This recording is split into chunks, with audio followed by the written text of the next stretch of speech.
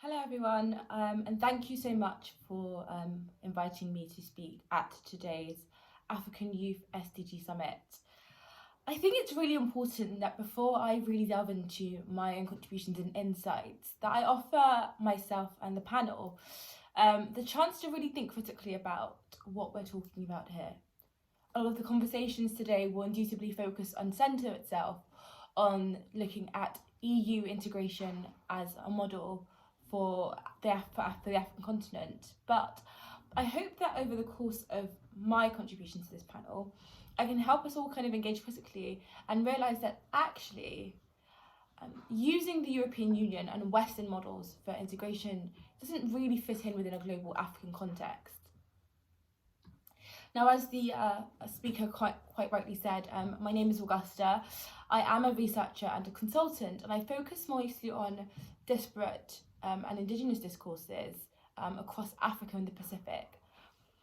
Now, I've chosen such a really relatively niche area of research because I do feel like over the last centuries, through colonialisation and even predating this, there definitely has been a trend of these non-Western stories really being misrepresented and only really being explored through the lens of white Western institutions.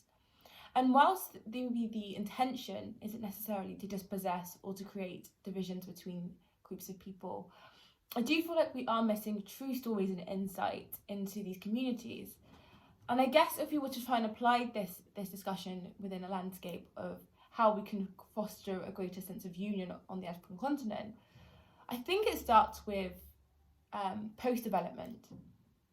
Now, what do I mean by post-development? Well, essentially, post-development theory was proffered by a Latin American social scientist in the late 80s, early 90s. And it essentially calls for institution, people and stakeholders like you and me to stop trying to understand and apply a single measure or metric of what a developed country looks like. It basically calls for us to recognise the idiosyncratic, so the social, cultural and political norms of different regions and societies of the world, and try to create a development structure or plan that reflects the unique cultures and realities of these communities. And I think if we were applying this in the context of fostering a greater union within the continent of Africa, I think it starts with stopping to uphold or celebrate Western nations and institutions as the standard for which we should realise our own realities. Yes, the European Union is a great marker of social development, of cross-cultural partnerships, but it's also littered and riddled with a number of different challenges and failings. Over the last few months, I've been working as a researcher, travelling down the Mediterranean, collating African refugee stories and realities amidst the ongoing pandemic.